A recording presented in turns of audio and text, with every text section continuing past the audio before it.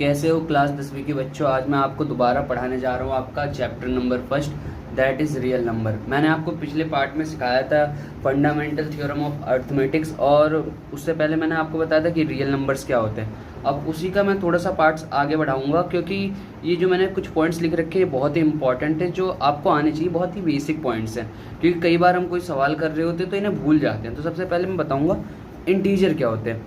Integer are whole number, positive, negative और zero, but not fraction और decimal number. मतलब देखो, जैसे मैंने लिखा, एग्जाम्पल एक लिख रहा हूँ 1, अब ये इंटीजर है। अब 2 भी एक इंटीजर, लेकिन अब मैं लिखूँ अगर जैसे 2/4, तो अगर मैं इसे डिवाइड करके इसकी वैल्यू निकालूँ तो ये आता है 0.5 आता है। तो ये एक डेसिमल नंबर है, ना कि एक इंटीजर नंबर है। जैसे फ्रैक्शन में था या फिर ये डेसिमल में था, ये सभी इंटीजर नंबर नहीं है, डेसिमल नंबर है और एक ही फ्रैक्शन है। तो यानी कि 2/4, 5/3, ये सभी रैशनल नंबर होते हैं। हालांकि रैशनल नंबर 1, 2, 3, क्योंकि इनके नीचे कुछ ना कुछ प्रेजेंट होता है, लेकिन अब इन्हें हम डिवाइड करेंगे तो ये कन्वर्ट नहीं होंगे एक डेसिमल नंबर में। लेकिन ये देखो 2/4 था और मैं लिखूँ 3/2, तो ये 1.5 हो जाएगा। तो ये सभी डेसिमल नंबर्स है, ना कि इंटीजर। इंटीजर्स होते हैं 1, 2, 3, जैसे मैंने लिख भी रखा है कि whole numbers, positive numbers, negative numbers और जीरो,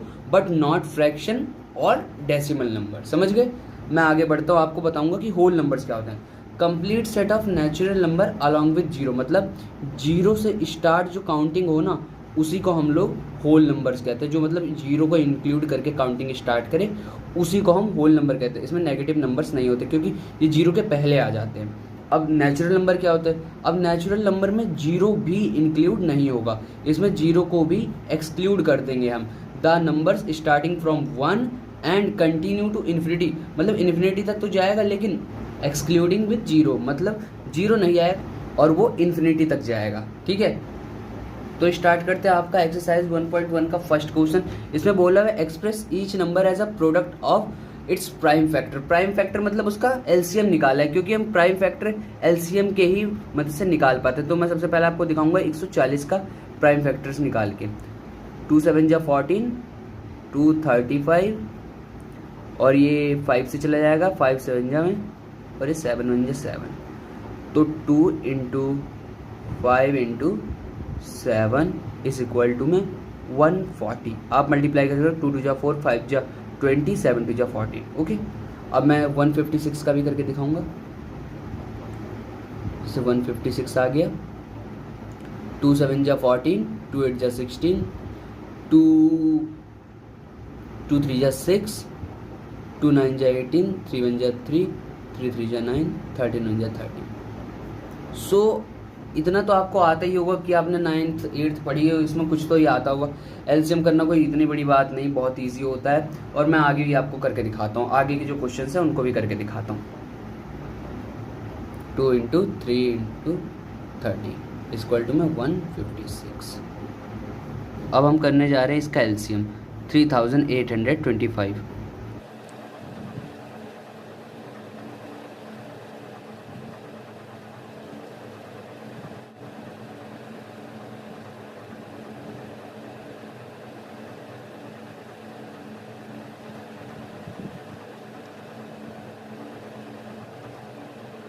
बहुत इजी था, इजी सा एलसीएम था।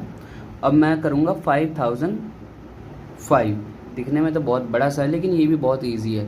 सबसे पहले 5005 को मैं 5 से करूँगा, क्योंकि 3 या 2 से ही कटने वाला नहीं है, क्योंकि लास्ट में आप देख सकते हो 5 है और बीच में ऐसा कोई नंबर नहीं दिखाई पड़ रहा है जो 3 या 2 से डिविजिबल हो। तो 5 1 जा 5, 0 0 1। देन आई थिंक अब ये हाथ से कटेगा। 7 1 जा 7, 4 जा 28, 7 3 जा 21। अब ये 11 से कट जाएगा। 11 1 जा 11, 11 3 जा 33 एंड 33। इजी सा एलसीएम था ये भी, बस इसमें थोड़ा सा सोचना था कि ये कटेगा कि नहीं, किससे कटेगा, बस। और तो हो गया ये भी।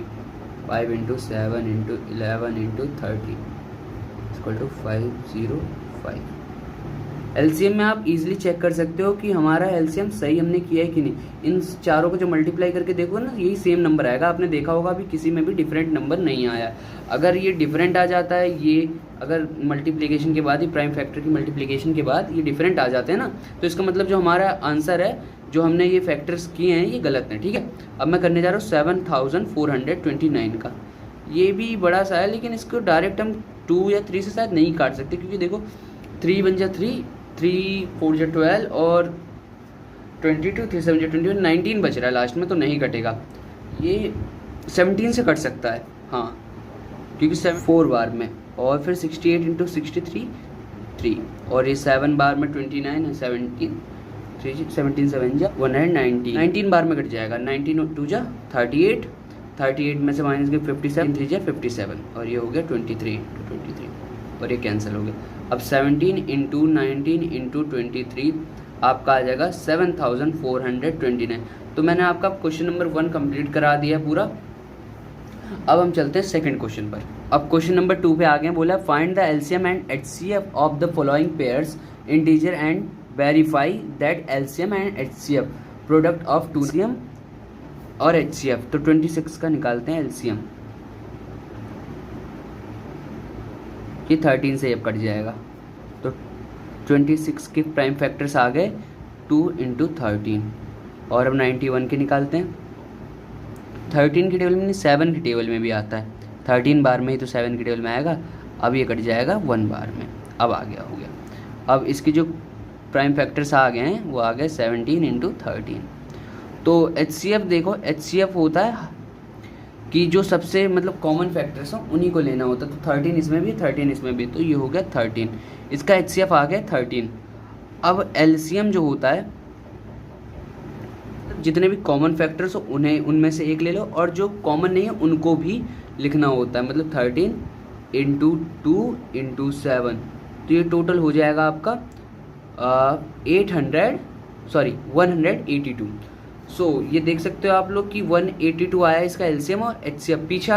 पीछे से भी आंसर मैच कर सकते हो, जो कि बिल्कुल सही है। अब हम निकालेंगे 510 का एंड 92 का। तो सबसे पहले हम इनके प्राइम फैक्टर्स निकालने वाले। 2 2 जा 4, 2 5 जा 10 एंड अगेन 2 5 जा 10। अभी 3 से जाएंगे, 3 7 जा 3 8 जा 24, 3 5 जा 15, 5 1 जा 5, 5 7 जा 35। तो इसके प्राइम फैक्टर्स 510 के आ गए हैं। 2 इंटू 3 इंटू 5 इंटू 17, 92 को निकाल लेते हैं। 2 4 जा 8, 2 6 जा 12, 2 2 जा 4, 2 3 जा 6, 23।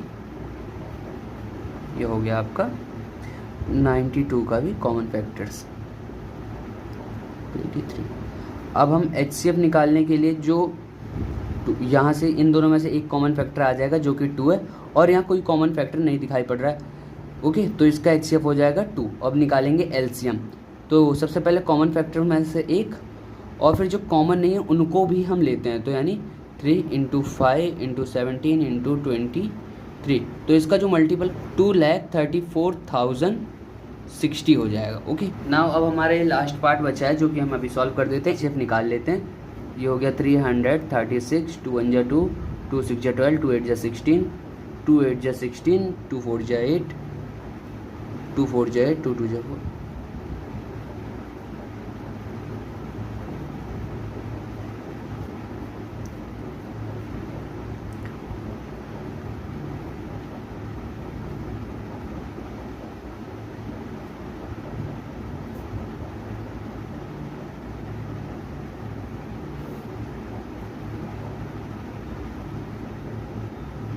इसका भी ऐसे हम सेम निकाल लेंगे, और ये भी हो गया हमारा ख़त्म। तो ये आ गया 154। इसके प्राइम फैक्टर्स हो गए 2 इंटू 7।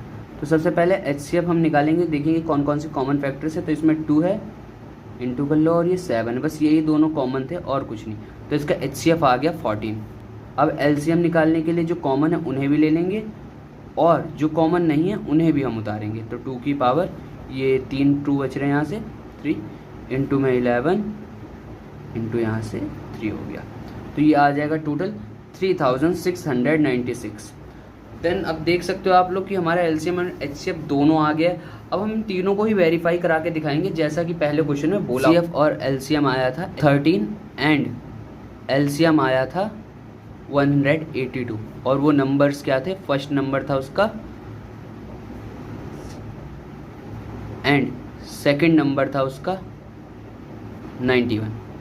तो फॉर्मूला क्या होता है, फर्स्ट नंबर इनटू में second number is equal to HCF into LCM। तो ये दोनों इक्वल आने चाहिए और हम आपको करके दिखाते हैं और ये दोनों इक्वल ही आएंगे। 13 इंटू 82 आप मल्टीप्लाई करके आप खुद भी 266 और ये भी 236। आप आगे के पार्ट खुद ही वेरीफाई करके देख लेना, वरना मैं नेक्स्ट पार्ट में आप लोगों को ज़रूर वेरीफाई करके दिखाऊंगा। अभी मैंने इस एक्सरसाइज के केवल 2 ही क्वेश्चंस कराए हैं, अभी बाकी 4 क्वेश्चन शायद से बचे हुए हैं, तो उसे मैं आपको कराऊंगा अब नेक्स्ट पार्ट में। धन्यवाद, जय हिंद।